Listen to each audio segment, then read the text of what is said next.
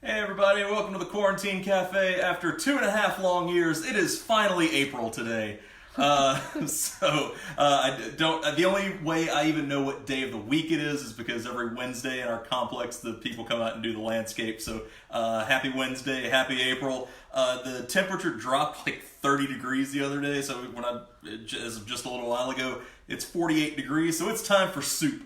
This is mostly a pantry soup that we're going to be working on today. This is kind of I guess Portuguese would probably be the influence on this, although they're share some DNA with some Italian soups. But just about everything we have, with the exception of one meat and some fresh greens, came straight out of the pantry. So we'll go ahead and get started. I've got some spicy sausage. You can, any kind of spicy cured sausage you have, if it's andouille, if it's chorizo, if it's just the smoked sausage. I went for the ones with the heat on it just because it's got that flavor that, as I knew I was going to be doing some things that would cause it to render it, some soups, some stews. That means I may have to use less of my spices if I've got the natural or the added heat from the sausage already going through that. Oh, Don Gardner in the house! Do I know him? Hey, Dad. International viewing from Ecuador. From Ecuador. They are doing it right down there. I'm glad to have you live with me here, and Wendy. Love y'all. Oh, you should tell them some of the stuff they're doing in Ecuador. Yeah, so Ecuador, they're actually taking it seriously as a country, which is really nice. So if you're going to the grocery store, they sanitize or delouse or whatever it is. They spray you down with a sanitizing solution, hands, all the stuff. You have to wear masks. I think you have to wear gloves too. Yep. Curfew imposed. I think it's from sometime early in the morning until 5 a.m. to 2 p.m. 2 p.m. That's right. And then they're restricting the amount of cars that can even be driving. So instead of being able to go, all right, every single day, it's all right, you're out Monday, Wednesday, Friday. As a result, they don't have many cases of this. Who knew? Okay. Remind everyone what we're making today. This is a sausage, kale, and white bean soup. So sausage smells wonderful, and as it's getting nice and brown here, yeah. Oh yeah. So well, you can leave the sausage out though, right? Yeah, I mean, if you wanted to make this veggie friendly, you absolutely could. If you didn't have any sausage and you didn't care about making it veggie forward, you could use bacon in this. You could use, if you were in a pinch, you could use salami if you wanted to. Just some type of cured pork. Yeah, but you could leave it out if you wanted to. 100%. Yeah. 100%. I'm always of the belief of leaving things out versus going for meat substitutes. That's just me. I also really like vegetables, so instead of trying to kind of have some type of soy-based protein or things that will mimic meat, I would rather just find ways to work in extra veggies. That's just me. Love vegetables. Yeah. John Barron says, "Hey buddy, what are we making today?" Hey, Max, we're doing a spicy sausage, kale, and white bean soup. So kind of the idea of using leftovers too. When we did our spaghetti with clam sauce yesterday, we had some garlic bread.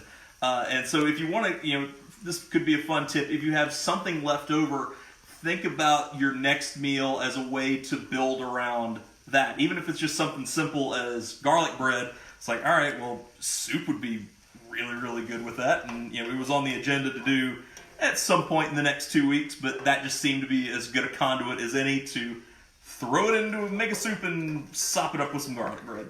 Okay. Hello to Temple, who's best friends with Shannon Laux. Hey, Temple, thanks for coming in. Met her at their wedding, which is super cool. And Kay Carroll is watching as well, and Tristan Larson. Excellent, nice to see everybody.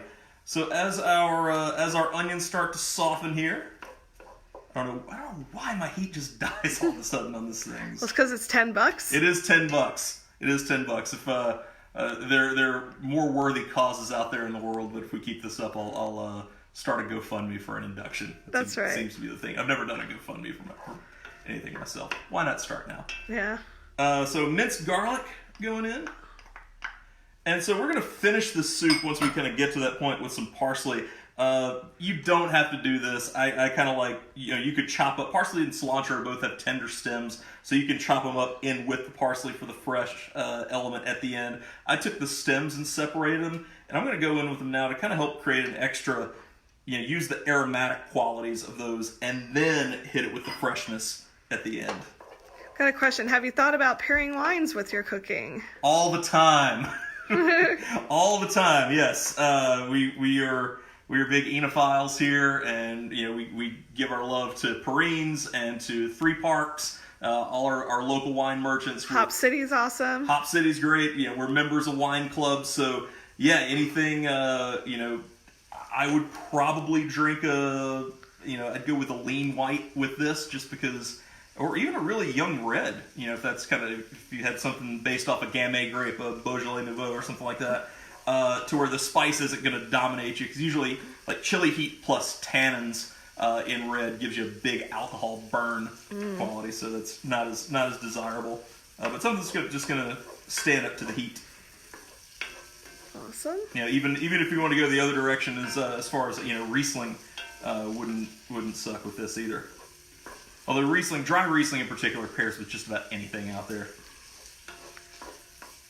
That is true. I used to do kind of wine pairing articles when I was writing for Southern Kitchen, and so kind of had the idea of, all right, what wines can you pair with tailgate foods? What can you pair with barbecue or fried chicken or anything like that? And as you kind of go through the spectrum, you're like, bubbles and Riesling, dry Riesling in particular, pretty versatile.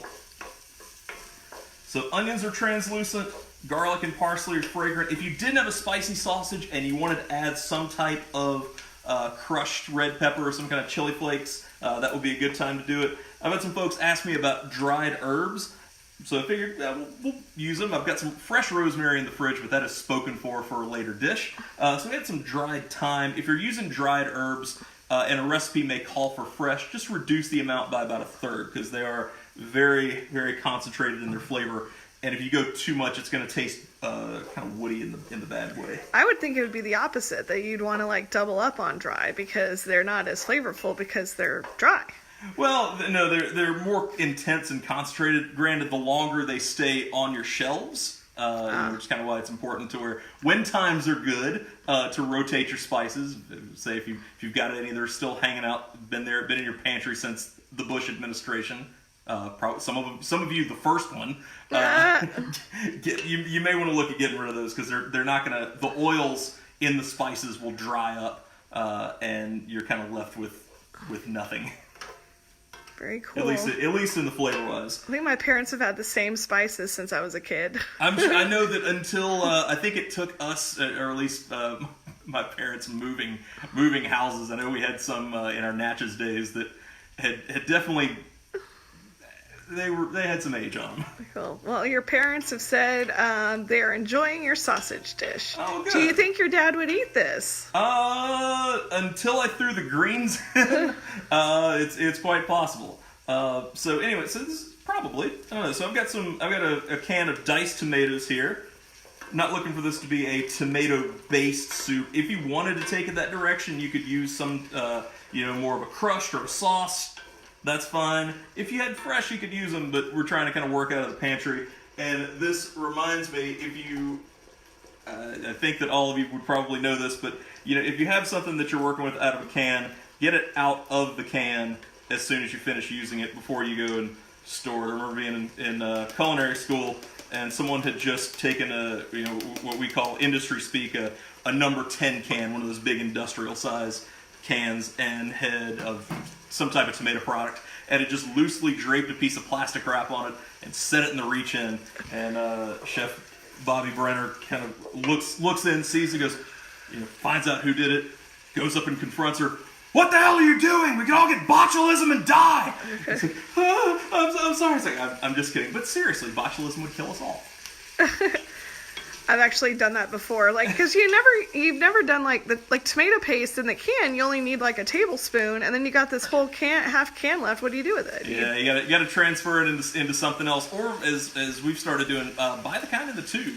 There you go. Because if you're not, tomato paste is one of those things that will develop mold after a while as well. Okay. But better mold than botulism. Franny has joined us, Hey, and Franny. Tara Murphy, who's quite the good chef herself. That's right. And Gary Golden and Hannah Loy. Nice. Thank you for joining, everybody. So, tomatoes are in. I got a can of white beans that I've drained and rinsed. I just didn't want to waste another dish, so I put them back into the rinsed can. This is kind of the idea where any bean you have, if you've got red beans, navy beans, chickpeas, any type of black beans even would be good. Any type of canned or dried beans. Obviously, if you were using dried, you'd want to soak them overnight. And this would have to cook for a lot longer, but we want to eat pretty soon. So the canned beans are definitely going in. And this is also a time, if you wanted to add any type of additional starch to this, because we're going to add the rest of our ingredients, but if you wanted to have potatoes in there to make it heartier, if you wanted to add pasta, if you had, ideally the ditalini, the little small rings, or the alphabets would be good, or even smaller macaroni, just know that if you do add pasta, it's going to absorb the liquid we have in here. I've got some fresh kale. Kale's a good, hearty, durable green to use and to keep on hand. So this is not all of the kale that we own, but it's a good way to get some use out of it. We love the greens, and they cook down, so we just keep a big bag in the fridge. Lisa's asking if orzo would be good too. Orzo would be wonderful in there. We actually have some orzo in there. Israeli couscous would be a good option if you wanted if that was what you had. That just depends. I mean, this is one of those, it's a great dish because if you're going to feed a lot of people, you can add kind of starchier things. You could add more beans than we added, just ways to kind of stretch it out. It did look like a lot of, I'm sure initially a lot of greens, but these do cook down. I remember being 9 years old and at my grandfather's house in South Atlanta, and he had just come back from the farmer's market with 2 giant cases of collard greens and handed my cousins and me pocket knives and said, "All right, boys, we gotta clean these." It took probably an hour and a half to clean all the greens, and then he goes and cooks them on one of those big burners in the backyard, and you get like 4 cups. Oh, I know. Where did they go? That's right. It's got Jen West in the house. Hey, Jen. And your Aunt Carla is back for more. Family reunion going on here. This is awesome. And new viewer, Steph, from our tea group is on. Hey, Steph. Welcome. Your dad loves kale, apparently. So it must be a newly acquired Ecuadorian taste. Good for you. Proud of you.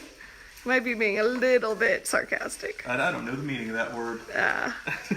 Yeah, the Gardner boys know the meaning of that word. So I'm going to kind of wilt this down a little bit, just to kind of, the salt will help draw some of the moisture out of it. And then this could also be a good time to add our liquid. This is just straight chicken broth. If you were doing the veggie forward dish, obviously a vegetable broth would be good. Yep. Or water, you just have to kind of up the seasoning. If you were to use water, like what extra seasoning would you put in? Definitely salt and pepper. Okay. For sure. Just more than you normally would. It's one of those things to where, cooking is a living, breathing thing. And so this is something that Wendy has become very, very good at since we've been together, but not just following a recipe to be able to say, all right, well, this is going to call for, unless we're baking, this is going to call for 2 teaspoons of salt. And you're like, well, that's what the recipe called for. Like, all of mine will say salt to taste because I want you to taste your food. I want you to season in stages and in layers and, taste and evaluate. Are we liking where we are? Do we need to add a little bit more?